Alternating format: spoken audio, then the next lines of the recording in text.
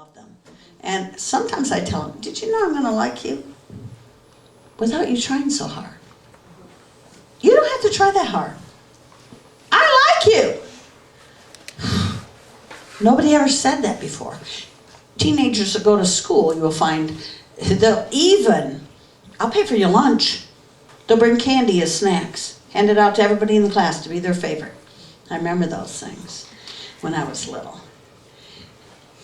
Anything to win the affection of someone else and not feel rejection. Then they blame themselves when things don't work out perfect. It's my fault. I did it. I'm a stupid idiot. And they call themselves names. I'm a bumbling idiot. Oh, I hate myself. Do you know there's nothing? I will tell people this. If you do that to me, I will tell you, stop it and knock it off. I hate that. That is a spirit of rejection speaking. I'm such a lowlife, such a loser. And I just get mad at them and just tell them, shut up. You're not a loser. Quit talking like that. I get calls from people that say, I've done it again. I'm just back to who I used to be. I failed again. That's just my nature. One more time around the block. I don't know why you still love me. Because you don't know who you are yet. You haven't figured it out. I tell them, oh, and Jesus loves you so much. When you start to take a little grip on, you grasp how much you are loved, you'll stop trying to please someone or God, and it will just come natural. You'll just give because you give. I see people here all the time that just give. Just to give. Not for a brownie point in heaven. Not for, well done, thy good and faithful servant. They couldn't care less if God rewards them. It's in their nature now to just pour it out and love people. And God sees that. He goes, whoa, their heart's in the right place.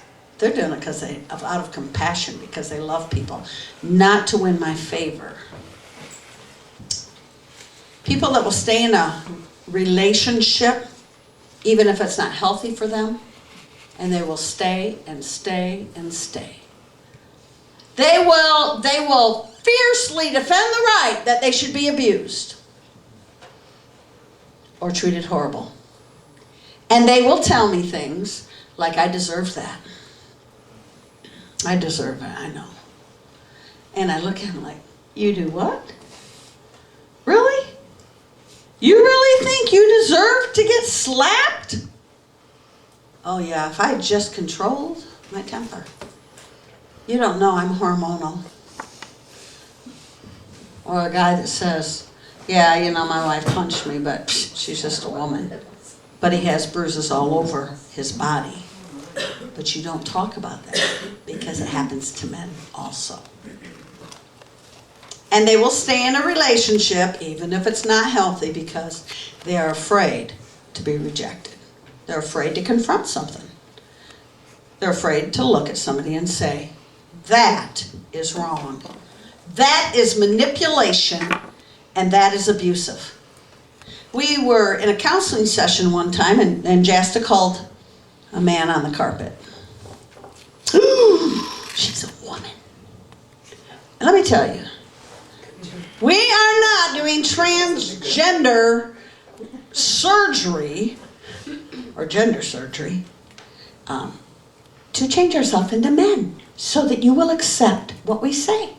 It ain't going to happen. Amen. We're women, and we're okay with that. And God's okay with that. But somebody did get called on the carpet one time. They were not happy. Because she said, that's abusive. That's abusive.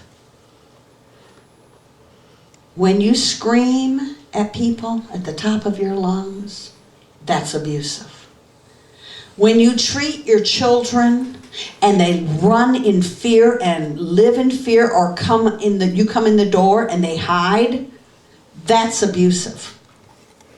When someone turns to hug you and give you a squeeze and you go, whoo, I question where that comes from. Where does that come from? That makes you flinch, that makes you pull back. You know, we teach people here, when you hug, we usually don't hug chest to chest. I come over and pat someone's shoulder, I hug shoulder to shoulder a little bit. There are some people here, like Monisa, she will hug you and your innards will come out. Because she hugs you, which is wonderful when you need one of those hugs. Otherwise, you're like, Monisa, let go. She's a hugger. It's her gift. She loves loving people. She loves hugging them. She loves children, and she pours it out. And I don't see her react this way. Now, the reason I'm going to pick on her, because she's on the front row, second row. When Monisa came many years ago, she's not the same lady that she is today. She's confident today. She knows Jesus. She knows if I tell her, Mo, we're not going to do it like that. We're going to do it like this. She doesn't have a fit. I don't see her worried. I'm going to kick her out of church. I'm going to discipline her, call her names, put her down. None of that. She's confident in who she is. The journey that she took, she was willing to take the journey. That's the difference. I have people all the time that come out of abandonment or rejection or abuse. They don't want to take the journey to heal. It's too much effort. It's too much effort to be in church all the time and hear the word that brings you life. It takes discipline. And you have to prepare your heart to receive the word.